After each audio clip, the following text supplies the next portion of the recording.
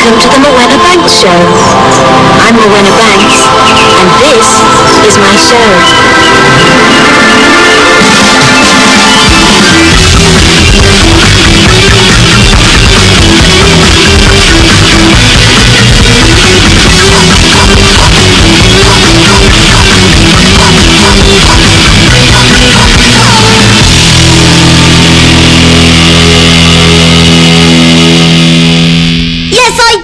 What is love? It is red, but you cannot see it because it is made of special air bubbles what goes in the blood inside your heart. And I think it gets in there through the hole in your belly button and it crawls up your gully to your chest. And on TV, when grown-ups do say, I love you, then it means that they want to lick each other's tongues and then see each other bare. But if your mum and dad do say that they love you when you go to bed, then that is different, and it does mean they want you to go to sleep. If you say back, love you mum, love you dad, then that does make them happy and you can probably get another story or a biscuit. And sometimes though you have to tell a lie about the love. Like at Christmas you still have to tell your gran and granddad that you love them, even when they did give you a present what your granddad made out of a plank instead of rollerblades or Nintendo like you wanted. I think that when you grow up it is more harder to do love because a lot of things do make you cross, like including mainly your husband. What can happen is that the love what got into your heart can escape back out of your belly button at night, and it goes into the air and it's very hard to catch. But no one will know if you only pretend to love things. Like, for example, when you are at school, you must say that you love all the poor children, and then everyone will say, what a nice little girlie. But in secret, you can put a banger up a cat's bum and no one will know that a love got out. But Jesus did love everybody, and that is why he had to die on the cross. So you better be careful you do not accidentally do love to everyone in the world. You could end up on the end of a stick with just your pants on, dead as a blooming doorknob. And that is what is love. It is, it's true.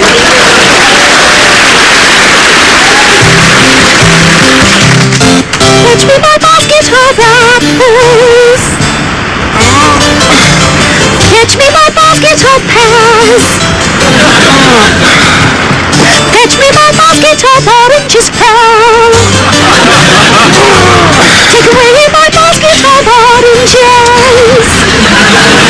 Take away my basket of pears. And fetch me only from that tree. Don't fetch me only from that tree. But fetch me a pretty bumblebee. A pretty little bumblebee. Pretty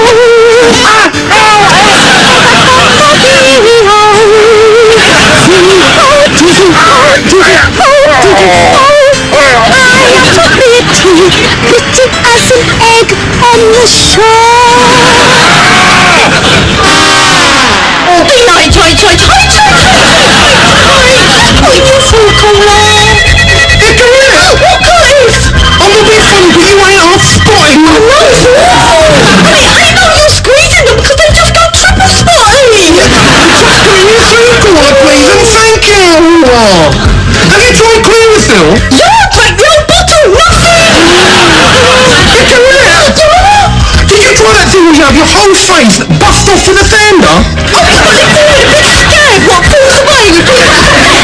You're apparently Lisa Minnelli at that, and now she ain't spotting. No, but she's ugly. What about that new treatment where they cut your head off at the neck and give you a new spot-free head of your choice? I've done that. I accidentally chose the head of a teenager. Very spotty! I suppose you got to look on the bright side. Exactly, Curtis. Bitch, you ain't got danger. Oh no, it's a blessing.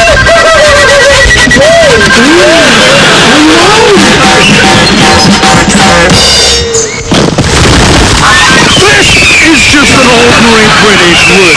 Not much to excite the taste buds around here, or so you'd think. Well, we've had another bountiful day collecting all sorts of wild fruit from around the wood. But now, well, it's time to settle down. And the crew? Well, they're going off to the hotel. But not me, no. Because the shelter to find in the woods, you just have to know where to find it. Now, wet leaves. If I cover myself in these wet leaves, I'll keep myself surprisingly and surprisingly dry, because you see, wet leaves will perform a protective wet barrier against all other forms of wetness. Now, you won't find that in any book. So here I go, and tomorrow I'll see if we can rustle ourselves up another rat's tail plantain, okay? Nighty-night.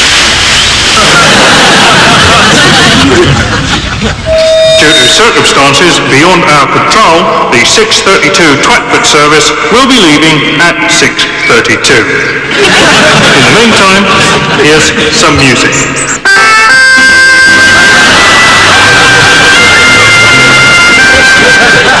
Oh, fantastic. I tell you, that is brilliant.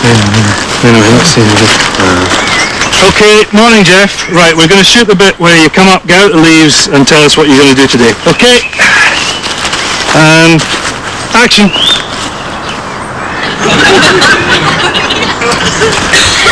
Come on, Jeff. One more take, okay? And action.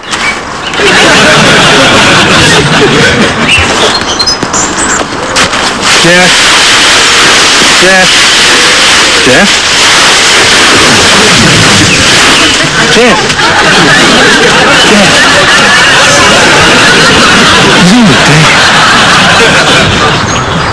That Carol Smiley should be good.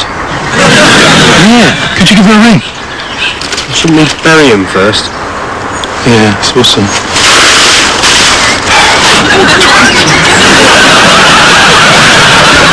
Of course, we won't let the twins watch television because it would stunt their intellectual development. And when you've got two such gifted children, well, you've got a responsibility to the world and to future generations, not to stuff their minds with ninja tortoises and tubbies and I don't know what. I'm right, aren't I?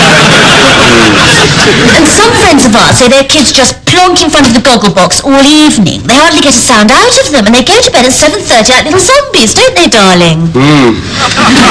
Owen and Aroma, on the other hand, are still running around making music out of kitchen utensils until 11 or 12 o'clock at most nights, aren't they, darling? And they're so much more vital and alive, you see. We allow ourselves the television after they've gone to bed, but frankly, I mean, there's never much on that late. Or at any time, really. For instance, what was that thing you absolutely had to watch the other week? The World Cup final. Exactly. Now that wasn't much of a sacrifice, now was it? And parenting is all about sacrifices, isn't it? So, I mean, you know, what can you do?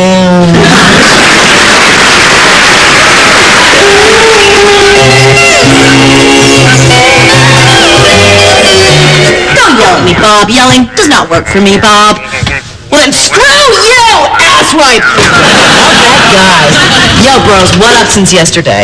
Well, you know, I worked a little more on the pitch for the movie. Excellent, go. What, like, just go So for it I'm right going away? to just stop you there and tell you that you, Betty, are going to be huge. Oh, thank you. That's Betsy. There will be no bigger screenwriter. Great, well, I hope so. So this young guy from the If anyone turns out to be bigger than you, even a couple of centimeters, just shoot me. Just take a gun to my head and you can say to the judge, Lisa Lefkin asked us to do this because it turned out she did not know crap from crapola. She had no clue. She had married Mr. Don't Have a Clue and was having a bunch of no-clue kids in upstate no clue. That's how much she had no clue. You just tell that to the judge. well, I don't think I'm going to have to do... Do it, damn ya! I'll do it, Lisa, I'll do it. Okay, now go ahead. So there's the young guy. He's living in the Midwest. Excuse I, these just arrived from Dustin. Oh my God, we have to respond. Send him. Oh my God, what does Dustin need? What do you send the guy with everything? Longer legs. Good idea. Good idea. Send Dustin a couple of prosthetic legs, gift wrapped. Okay. No, wait. What am I thinking? That is a crazy idea. Warren gave him a pair of legs for Yom Kippur. No, send him a major muffin basket with a note saying, Darling Dustin, I sit on the face of your extraordinary talent. Yours till I die, Elisa. Close with Dustin?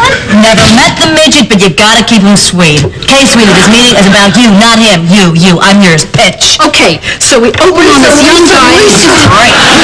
These just arrived from Mr. Pacino. Oh, and Dustin, apparently he's on a diet. Shoot, cancel the muffins, send Dustin a humongous box of diet pills and a basket of laxatives. Gift wrap. And send Pacino a weekend for two in a spa. Oh, I fly him to a spa? No, dummy. Fly the spa to him and have it gift wrapped. Okay, we open on the young guy. He's walking along, he's looking around. Just let me stop you there, because I want to tell you a little story. I'm sitting in my office at 20th Century Fox. I'm wearing a Chanel power suit and sunflower yellow, black opaque pantyhose and spike opaque ankle boots. My hair is bobbed, my lips and nails are rich bitch red. Young guy walks past my window, hair like flax, eyes like velvet, ass like heaven. I beckon him, he pitches me that exact same idea that you just pitched me now. That dude was Richard Gere, that movie was Bonnie and Clyde, the rest is history. Go ahead. Okay, well, that's a unique story, but here's my version of the same idea. Oh my God, I'm so sorry. Bob, I don't care if you want to remake The Sound of Music with a cast of Friends, Baywatch, and Jurassic Park. You have what? You have the cast of Friends, Bay, and Park? It's a deal. Bob, I nailed you. I'm sending you over a fabulous gift right now because you deserve it, damn you.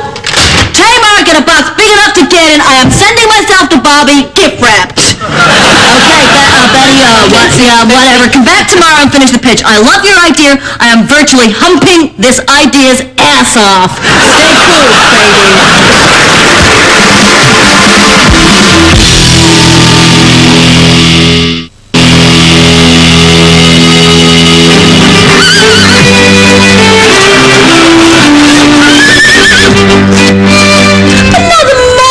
Week this week as I had the great good fortune to go to a house party at my cousin Lord Arsley Akington's country estate, Heron Spring. Brought back such happy memories of playing there as a child with the unwieldy Arsley Akington clan, Pip, Mooley, Sniff, Dangle, Titty, Twatty and Muff. I shall always remember my dear Muff getting caught on the end of Dangle's fishing rod by the leg. Painful but ultimately great fun. And then they were always joined by the neighbouring family of Harry Minns Whittingstall Lunt and his charming foreign wife, Sonny Von Raineyhat. It was of course there at Ham Spring that we played such super games with the staff. I remember our faces flushed red with excitement as we played Set Fire to the Servant. The simple pleasure of Dangle's game, Smell the Pauper. And of course, all our favourite, I think, Feel the Footman. We'd dress them all in leotards, line them up, man and boy, blindfold ourselves, and identify them by means of tweaking their tackle. Fun time. Topped off the trip down memory lane by eating a McDonald's on the way home. Possibly a mistake, and I can't get the masonry out of my teeth. Yucks anyway. Turn on next week for even more super duper pooper scooper info from the county circuit.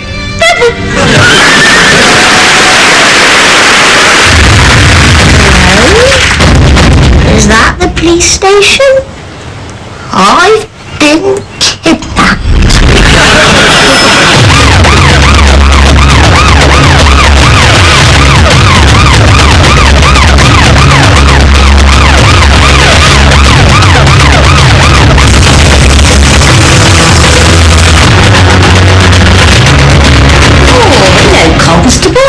Quick, I wasn't expecting you yet. Yes, Mrs. Fletcher, I've taken to wearing bicycle clips. And a big difference it makes, too.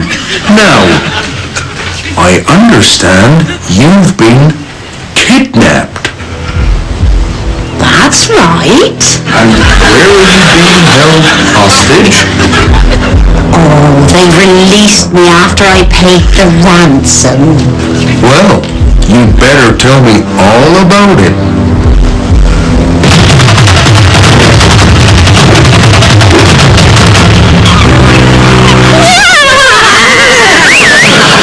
Is that you, Elsie and Maisie? Oh, it's Big Ned. What are you laughing at? It always makes us laugh. Here, don't you just love the seaside when it's as foggy as this? Oh, we're at the seaside? I'll put a parasol up. Woo, not there, Ned.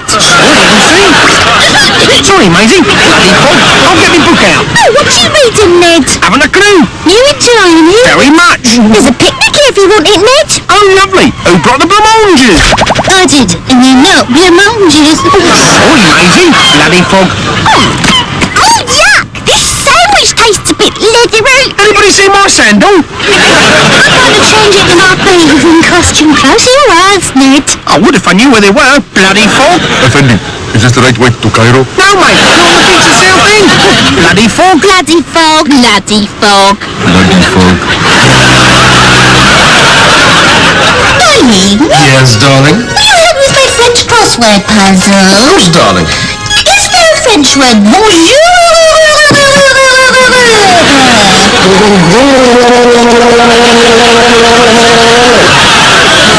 Parfait. What does it mean, darling? Oh, well, bon means good, so it must mean good. Obviously. What about yes, apparently. Well, it's wet, it's je ne have a clue. Oh, I'll pop it in, darling. Now, is there a word français meaning the French language?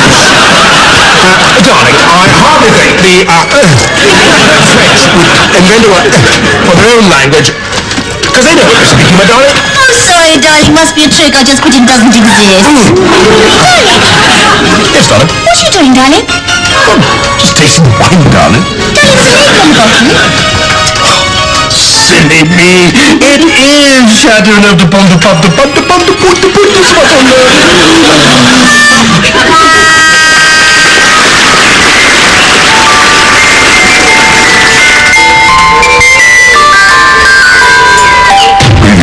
Previously before on Police Drama. Wow. Now, calm down, Mrs. Fletcher. There's no need for hysterics. About it. Well, I was standing in the high street with my shopping, and all of a sudden, this vehicle draws up and the doors fly open. And then, this gang of accomplices who'd been standing behind me rushed me up the steps and into the getaway vehicle. This was in the high street in broad daylight? Yes, it was. Oh, dear, dear. What happened next? Well, then the leader comes up and demands a ransom. 56 pence. So I paid up, and then they drove me around a bit more to confuse me, I suppose, and then they let me go. Where was that then? At the bottom of the road, right by the bus stop. And it's not the first time it's happened. Blimey. I'd better alert the station before they strike again. Have you got a pen and paper, Mrs. Fletcher? I'm going to write to the inspector.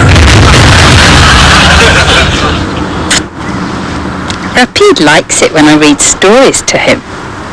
And I know he doesn't always understand it, but he likes it anyway.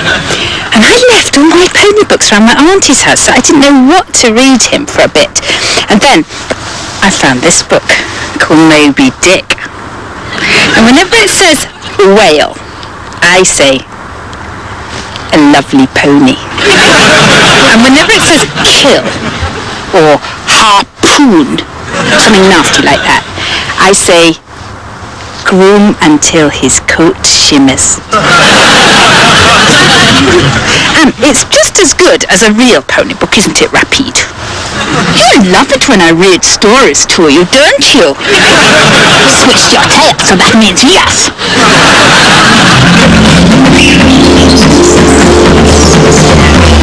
Hey, Mr. I think the church committee agrees that Father Mickrick's behaviour was somewhat inappropriate. Inappropriate? Yes, well, I'm sure we've all taken a communal shower with 4 choir boys at some time or another. Now, there is all out of proportion, simply because Father Mickrick was in a state of arousal at the time. Now, that can happen to the best of us. He did try to have sex with at least one of the boys. Well, it is typical of the press to focus on one tiny aspect of an otherwise innocent cleansing operation. I mean, why don't we look at the positive aspects of this? For a start, the boy in question turned him down. Secondly, there is no question of any drink or drugs being involved. Has Father McClick been removed from his post? Certainly not. No, we have spoken to Willie in the strongest possible terms, and in his defence, Willie did explain that he was gagging for it at the time. Sure, we've all been gagging for it at some time or another. No, we're choir boys, though. Well, that's where you're wrong. I have attended these shower sessions on numerous occasions, and I know exactly how Father McCrack feels. Furthermore, on many of these occasions, I have offered Willie illegal stimulants, and to his credit, he has refused to take anything until afterwards. It would be hypocrisy for me to punish Willie for a one-off incident such as Wednesday. No, it's not a one-off, is it? It certainly is. He's never been reported before. Oh, come on. That's what this is all about, isn't it? It's nothing to do with having sex with choir boys. It's just a witch hunt. Previously drama, previously before Drama Police. You don't have a stamp, do you? No, I'm sorry.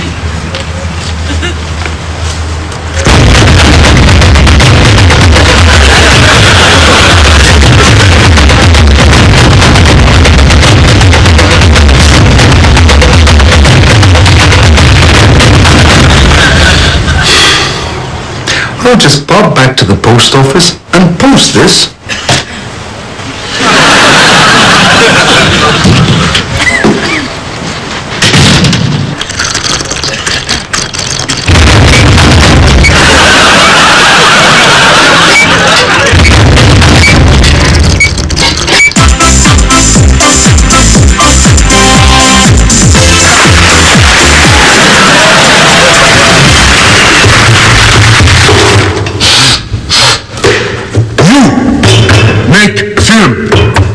Tarzan, see film. Yeah, it's been really successful, actually. Tarzan, see film. Tarzan, see film. See pictures move on wall.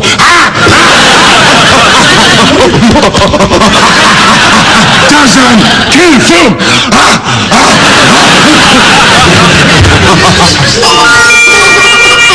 Police before drama previously.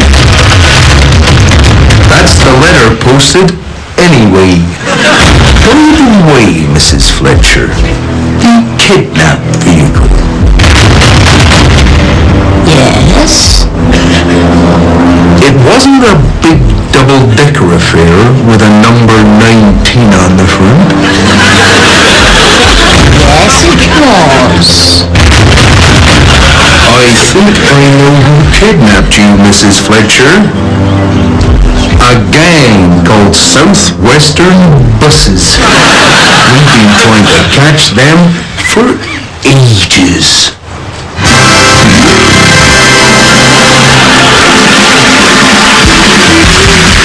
Don't forget, tomorrow night's Britcom will be the Fab Unnatural Acts. After the break tonight, though, Roseanne.